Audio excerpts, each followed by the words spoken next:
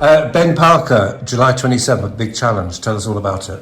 Yeah, I'm gonna cross the country in my wheelchair, manually powered, in my wheelchair, from Lowestoft to Land's End.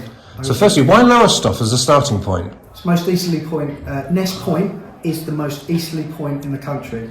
Land's End, most westerly point. It's as simple as that. I know it's a long way, but how many miles roughly is that? It's about 400 miles, 650 kilometres. I'm working in kilometres with this, so.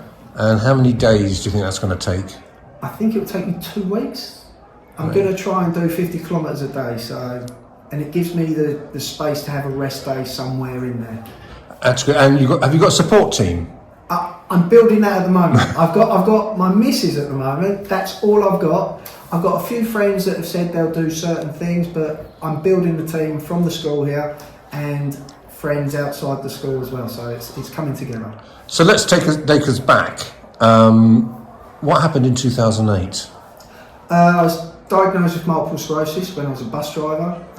I had it became really apparent something wrong when I was driving my bus near Christmas, and I had to shut one eye and I couldn't feel my hand, and I realised it was a bit dangerous to be driving passengers, so I knocked it on the head. I was diagnosed with multiple sclerosis quite soon afterwards. So. And how did you, sorry if it sounds like, again, what I'm going to call a several does he take sugar questions, how did you respond to that? It was relief. It was relief because over a period of time I'd had all these symptoms come up. People were telling me it was stress, doctors telling me it was stress, but it wasn't stress. I knew there was something physically wrong, so it was a good relief to be able to have something that it was. And so the job went after that, the bus driver. Yes. What happened after that, job-wise? I wasn't trained in anything. I was just a bus driver. I hadn't done well at school. Had no GCSEs.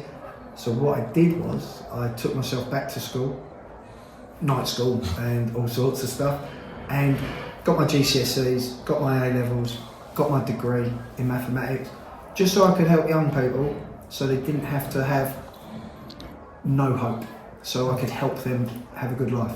Because we should explain to people, here we are at Passmores Academy. Yes. And what do you do here at Passmores Academy? I'm a maths teacher. I've been here for coming up 2 years. I trained here.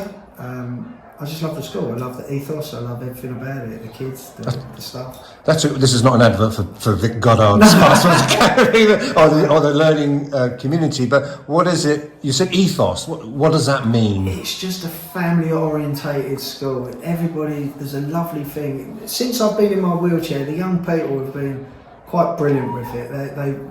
We have our little thing. I go past someone and I hear like that. It's not a horrible thing. If somebody says something, they're the first to stick up for me. If I'm having a joke with somebody, they're just wonderful young people. And yeah, I just love the place. Because as I said, I see you every Saturday morning down at the Harlow Park Run. Yes, you do. Do you enjoy doing it? I love it. It's what I get up for on a Saturday morning. I still get up at 6 o'clock on a Saturday because I want to get to Harlow, because I live in Saffron Walden myself. But yeah, I love it at the park run. It's great. And you clearly love going down the hill under the underpass at Howard Way, don't you? Because we can hear you. Yes. Quite often I'll shout out Wheelie King because that's my Instagram account, Wheelie King 2025. But I just like shouting something out, wee or something. It's cool. And when you go around that hairpin, and then there's a nippy hill. Yeah. But people must feel inclined to want to give you a push. Yes, it's not a slight on anyone. It's one of the things I've noticed. Being in a wheelchair, people, even though I'm almost 50, people think I'm 5 years old. And it's not a dig at people. It's because they can see the disability, so they want to help. And I've got no problem with that, but I have to decline any help going up hills. Because you wouldn't turn to a 63-year-old who's maybe over 15 stone and say, would you like a push, would you? Or maybe you would then. No, I wouldn't. And so it's a Lowestoft to Land's End, that's a long, so what about training-wise? Are you out there, say park run, okay, that's 5 kilometres, but are you training for this? Quite often on a Saturday, I'll finish the park run, I'll go home, I'll then go out, do 15, 20 kilometres round Saffron Walden, because it's quite hilly as well, so it really does help with the pushing uphill. I'll also do I've been doing a lot of half marathons recently. 10 kilometres, that sort of stuff. And then in April, it's going to be going up. I'm doing 3 marathons in April. May, I'm going to do a few marathons. So I'm just getting the length of pushing up. And what about, have you only got one chair? Have you got a specially adapted chair for No, that's road the annoying races? thing. I've only got this one chair. I've just recently spoken, I've been in to see Richard Cesaro at the mobility place, who sends his regards, by the way. And I've got a price for it.